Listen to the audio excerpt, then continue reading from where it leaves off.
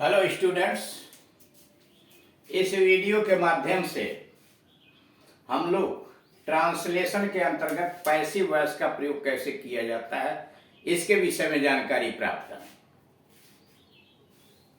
यानी आप जानते हैं कि क्रियाओं के दो रूप होते हैं, एक्टिव वॉइस और पैसिव वॉइस। एक्टिव वॉइस उसको कहते हैं ऐसा वाक्य जिसमें क्रिया काम करने वाले को अधिक महत्व प्रदान करती है, वो एक्टिव वॉइस की क्रिया कहलाती है। और सेंटेंस एक्टिव वॉइस में कहलाता है कर्तृवाच्य कहलाता है।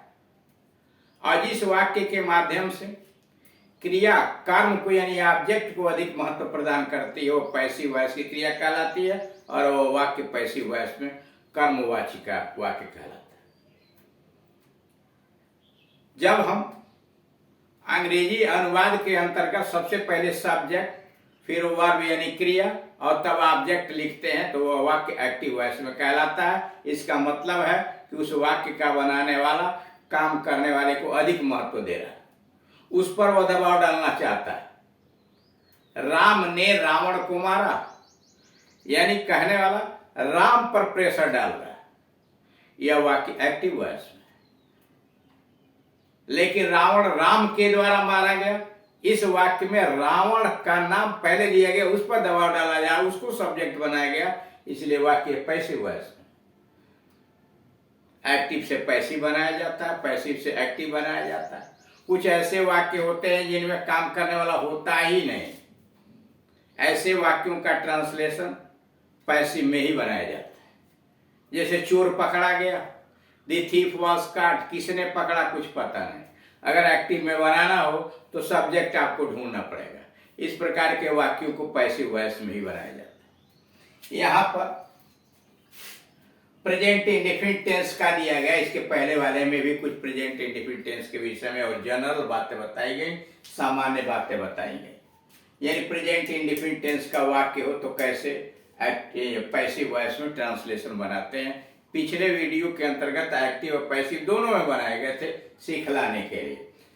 जैसे खेत किसानों के द्वारा जोते जाते हैं, फील्ड द फील्ड्स, खेत आर प्लाउड, जोते जाते हैं, are ploughed by the farmers, the fields are ploughed by the farmers.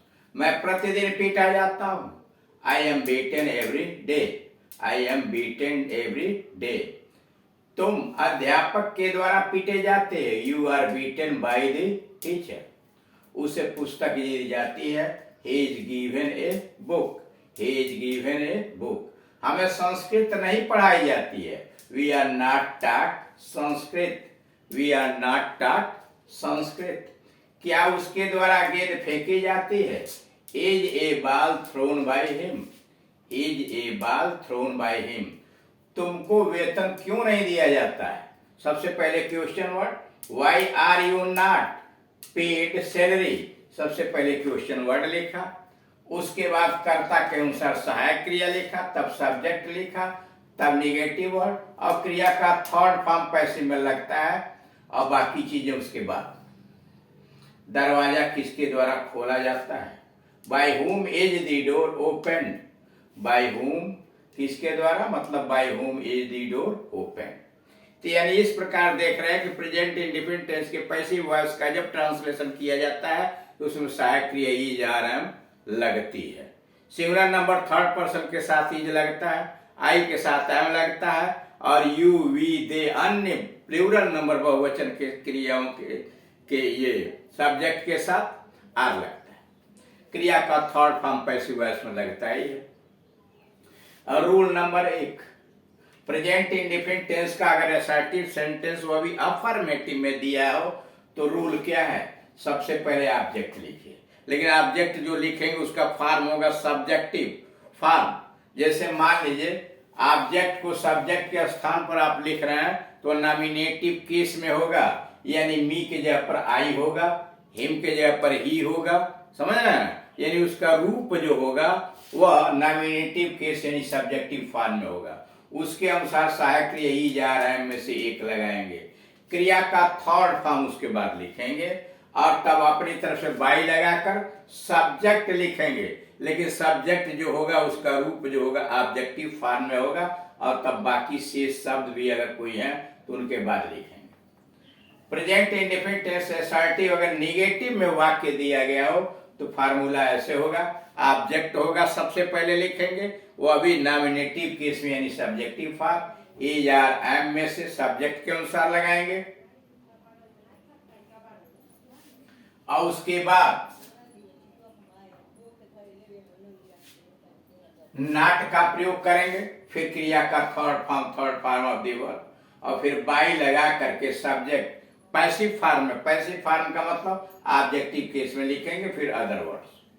Present indefinite tense का इंट्रोगेटिव हो और बिगिनिंग विथ क्या यानी क्रिया से प्रश्न शुरू हो यानी सहायक क्रिया से शुरू हो तो कैसे बनाएंगे? सबसे पहले इज आर एम में से लिखिए कर्ता के अनुसार, फिर ऑब्जेक्ट लिखिए, लेकिन ऑब्जेक्ट का जो रूप होगा वो सब्जेक्टिव फॉर्म में होगा। उसके बाद थर्ड फॉर्म दी वर्ब, अगर निगेटिव है तो यहाँ नॉट लगा के तब थर्ड फॉर्म दी वर्ब लिखते हैं, और फिर बाई और सब्जेक्ट। सब्जेक्ट का जो रूप होगा वो ऑब्जेक्टिव केस में होगा, जैसे मी, हिम, देम ऐसे करके, और फिर अदर वर्ड्स, और लास्ट में क्वेश्चन मार्क लगा देंगे। चौथा है प्रेजेंट इंडेफिनिट टेंस के interrogative with question word in between, यानी ऐसे पास्ट प्रेजेंट इंडेफिनिट टेंस के ऐसे प्रश्न जिसमें प्रश्न सूचक शब्द आया हुआ होता है और बीच में आता है, तो उसका फार्मूला क्या है? सबसे पहले क्वेश्चन वर्ड लिखिए, व्हेन, वेयर, व्हाई इत्यादि, फिर सहायक क्रिया इज आर एम लगाइए, फिर सब्जेक्ट लिखिए। अगर नॉट या नेगेटिव सेंटेंस है, नॉट नेवर, तो सब्जेक्ट के बाद लिखिए, फिर वर्ब का थर्ड फॉर्म, क्रिया का थर्ड फॉर्म, बाई लगा के सब्जेक्ट लिखिए और अदर वर्ड्स, लास्ट में question mark. Note, passive voice में ऑब्जेक्ट जब सब्जेक्ट के स्थान पर लिखा जाएगा तो उसका जो रूप होगा वह नॉमिनेटिव केस यानी सब्जेक्टिव फॉर्म में रहेगा। यानी कह रहा है पैसिव वॉइस में जब सब्जेक्ट के स्थान पर ऑब्जेक्ट लिखेंगे तो उस ऑब्जेक्ट का जो रूप होगा, केस होगा, वो सब्जेक्टिव केस में होगा, यानी कर्ता कारक के रूप में होगा। और ऑब्जेक्ट के स्थान पर जब सब्जेक्ट लिखेंगे तो वह सब्जेक्ट भी ऑब्जेक्टिव फॉर्म में होगा, यानी कर्म कारक के रूप में होगा। जैसे इधर आई है तो इधर जाएगा तो मी हो जाएगा, मी इधर है तो आई हो जाएगा, ही का हिम हो जाएगा, हिम का ही होगा, बाद में पूरी चार्ट दे दी जाएगी। अब आइए हैं पास्ट इंडेफिनिट टेंस में, यानी पास्ट इंडेफिनिट टेंस के अंतर्गत वाक्य दिया गया हो ट्रांसलेशन करने के लिए, तो फिर उसका किस प्रकार से आप बनाएंगे? पास्ट इंडेफिनिट टेंस एक्टिव है, मैंने एक पत्र लिखा, I wrote a letter, active voice में आई रोट ए लेटर, और उसी का पैसिव वॉइस एक पत्र मेरे द्वारा लिखा गया, a letter was written by me, a letter was written by me. हमने किताब बेच दी, I sold the books, I sold the books, किताबें हमारे द्वारा बेच दी गई। Books were sold by us, the books were sold by us. वे क्रिकेट नहीं खेलते थे, एक्टिव वॉइस में है, they did not play cricket, they did not play cricket, cricket उनके द्वारा नहीं खेला जाता था, तो cricket was not played by them, cricket was not played by them. क्या तुमने कूड़ा जला दिया? Did you burn the rubbish, did you burn the rubbish. Passive voice में क्या कूड़ा तुम्हारे द्वारा जला दिया गया? Was the rubbish burnt by you, was the rubbish burnt by you. सांप को किसने मार दिया? Who killed the snake, who killed the snake, active voice में है, और पैसिव में सांप को किसके द्वारा मार दिया गया? By whom was the snake killed, by whom was the snake killed. तुमने किसको बुलाया? Whom did you call, whom did you call, तुम्हारे द्वारा किसको बुलाया गया? Who was called by you, who was called by you. Rule, past indefinite tense के assertive affirmative sentence में, यानी पास्ट इंडेफिनिट टेंस का असर्टिव सेंटेंस है वह भी अफर्मेटिव है, तो सबसे पहले ऑब्जेक्ट लिखिए जो बताया गया, ऑब्जेक्ट आएगा सब्जेक्टिव फॉर्म में, फिर वाज वर्ब में से सहायक क्रिया लगाइए, यानी आई और अन्य सिंगुलर नंबर थर्ड पर्सन के कर्ताओं के साथ वाज लगेगा, और यू वी दे और अन्य प्लूरल नंबर के साथ वर लगेगा।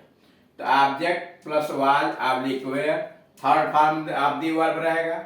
बाई लगा के सब्जेक्ट उसके बाद लिखिए, और सब्जेक्ट जब लिखिए तो रूप उसका जो होगा ऑब्जेक्टिव फॉर्म में होगा, और फिर other words. Past indefinite tense के असर्टिव निगेटिव सेंटेंस दिया है, यानी असर्टिव में निगेटिव हो तो सबसे पहले ऑब्जेक्ट लिखिए, फिर वाज वेयर, और फिर सब्जेक्ट, उसके बाद निगेटिव वर्ड नॉट लगाइए, और फिर वर्ब का थर्ड फॉर्म बाई लगा के सब्जेक्ट लिखिए, यानी इसका केस ऑब्जेक्टिव फॉर्म में होगा, और अन्य शब्द है तो उसके बाद लिखिए। पास्ट इंडिफिनिट टेंस का इंट्रोगेटिव यानी बिगिनिंग विथ क्या, अगर प्रश्न सूचक प्रश्नवाचक वाक्य है और क्या से शुरू है, तब उसमें सबसे पहले वाज और वर लगाइए, प्लस सब ऑब्जेक्ट, उसके बाद ऑब्जेक्ट लिखिए, लेकिन ऑब्जेक्ट का जो रूप होगा वो कर्ता कारक सब्जेक्टिव फॉर्म में होगा, और तब क्रिया का थर्ड फॉर्म बाई लगा के सब्जेक्ट लिखिए, यह सब्जेक्ट जहां लिखेंगे वो कर्म कारक के रूप में होगा, और फिर other words question mark. Past in चौथा पास्ट इंडिफिनिट टेंस के interrogative with question word in between, यानी ऐसा प्रश्न जो प्रश्न सूचक शब्दों से बना हुआ है, यानी जिसमें प्रश्न सूचक शब्द कौन, कैसे, कब इत्यादि बीच में आए हुए हो, तो उनके लिए क्या फार्मूला अपनाएंगे। तो सबसे पहले क्वेश्चन वर्ड लिखिए, व्हेन, वेयर, व्हाई, हाउ इत्यादि, फिर सहायक क्रिया वाज वर, फिर सब्जेक्ट लिखिए, और अगर आवश्यकता अनुसार इसीलिए कोष्टक में लिखा है नॉट या नेवर लिखिए, उसके बाद क्रिया का थर्ड फॉर्म बाई लगा के सब्जेक्ट, लेकिन फॉर्म जो होगा ऑब्जेक्टिव रूप में होगा, और फिर अदर वर्ड्स। जैसे कुछ उदाहरण नीचे भी दिए गए हैं। राम को स्कूल से निकाल दिया गया, Ram was expelled from the school, हमें उसके द्वारा नहीं हराया जाता था, we were not defeated by them, हमें उनके द्वारा नहीं हराया जाता था, we were not defeated by them. क्या तुमको पीटा जाता था, were you beaten, were you beaten, उस फार्मूले को देख के बना देंगे। उनको कहाँ इनाम दिया गया, where were they rewarded, where were they rewarded. क्या मुझे पुस्तक नहीं दी गई, was I not given a book, was I not given a book. इस बालक को फूल क्यों नहीं दिया गया, why was this boy not given the flower, why was this boy not given the flower. तुम्हारे द्वारा इस बारे में क्या किया गया, what was done about it by you, what was done about it by you. और लास्ट है, यह दरवाजा किसके द्वारा तोड़ा गया, bye whom was this door broken, by whom was this door broken। तो इस प्रकार से देख रहे हैं, वन बाय वन करके टेंसेस के विषय में आपको सिखलाए जाएंगे। इसके पहले वाला प्रेजेंट इंडिफिनिट टेंस से शुरू हुआ, कुछ इसमें आया, पास्ट इंडिफिनिट टेंस हुआ, यानी जितने टेंसेस की पैसिव वॉइस बनती है वो बारी बारी से आपको सिखलाए जाएंगे। थैंक्स।